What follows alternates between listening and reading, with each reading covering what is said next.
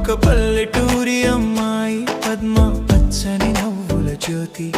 ఒక పట్టణం అబ్బాయి ప్రసాద్, కలలతో నిండిన గాథ.